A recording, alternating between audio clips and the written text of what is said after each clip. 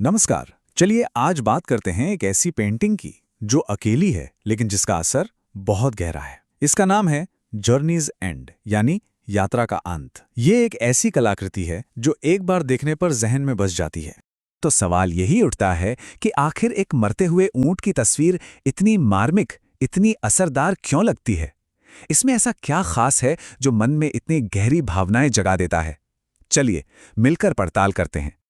और इस सवाल का जवाब ढूंढने के लिए हमें सबसे पहले पेंटिंग के दिल में उतरना होगा, उसके मुख्य किरदार को समझना होगा।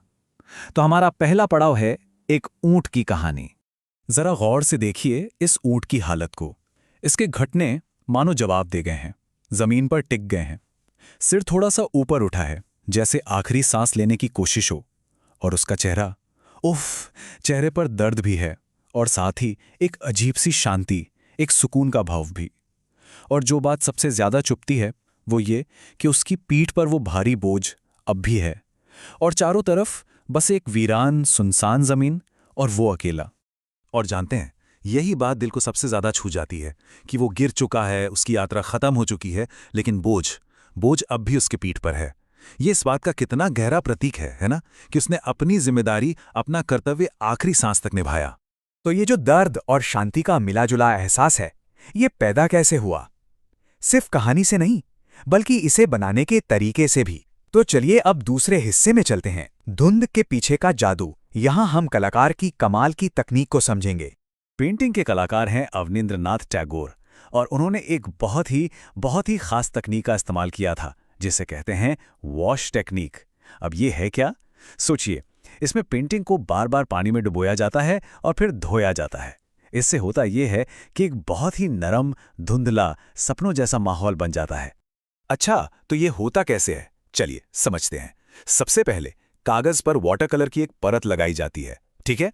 फिर उस पूरे कागज को पानी में डुबो देते हैं। इसके बाद रंग को बहुत धीरे धीरे धोया जाता है, जिससे बस एक हल्की सी पारदर्शी सी परत रह जाती है। और मजे की बात यह है कि यह प्रोसेस एक बार नहीं बल्कि कई कई बार दोहराया जाता है, परत दर परत, और तब जाकर वो जादुई धुंधला सा असर पैदा होता है। और इस तकनीक का नतीजा वो कमाल का है।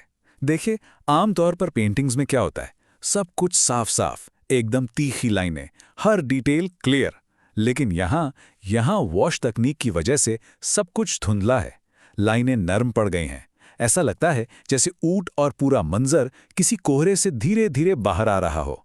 यहाँ असलियत दिखाने पर जोर नहीं है, बल्कि एक इमोशनल माहौल, एक भाव बनाने पर जोर है।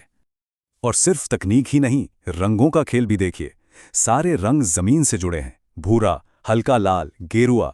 ये रंग हमें सीधे रेगिस्तान में ले जाते हैं। और पीछे बैकग्राउंड में वो जो लाल सी चमक है, वो क्या है? हो सकता है वो डूबता हुआ सूरज हो, या फिर कोई धूल भरी आंधी। दोनों ही सूरत में ये रंग अंत की कहानी को और भी पुख्ता कर देते हैं। तो हमने ऊंट की हालत देखी, बनाने की तकनीक समझी, पर अब आते हैं इस पेंटिंग की आत्मा तक, इसके सबसे गहरे मतलब पर। हमारा तीसरा और आखिरी हिस्सा, बोझ से मुक्ति। तो असल में ये पेंटिंग कहना क्या चाहती है, इसका सार क्या है? बात बस इतनी सी है कि ये सिर्फ एक जानवर की मौत नहीं है, नहीं, ये एक आत्मा की आज़ादी है, जीवन भर के संघर्ष और बोझ से मुक्ति है। अगर हम इसे और गहराई से देखें तो ये पूरी पेंटिंग जिंदगी का एक रूपक है, एक एलेगोरी। यहाँ ऊंट कौन है? वो हम में से कोई भी हो सकता है, एक इंसान, एक आत्मा जिसने पूरी जिंदगी मेहनत और मशक्कत की है। और वो बोझ, वो हमारी जिम्मेदारियां हैं, हमारे संघर्ष हैं। और ऊंट का गिरना, वो सिर्फ मौत नहीं है, वो इस दुनियादारी से, इस बोझ से एक रूहानी रिहाई है, एक तरह की मुक्ति। इसीलिए कलाकार का पूरा फोकस असलियत दिखाने पर नहीं, बल्कि हमारे अंदर करुणा जगाने पर है, एक भाव पैदा करने पर है। तो इतनी गहरी पेंटिंग के बारे में कुछ जरूरी बातें भी जान लेते हैं, है ना? चलिए फटाफट कुछ फैक्ट्स पर नजर डालते हैं। तो इसके आर्टिस्ट हैं अवनींद्रनाथ टैगोर। इसे बनाया गया था लगभग 1913 में।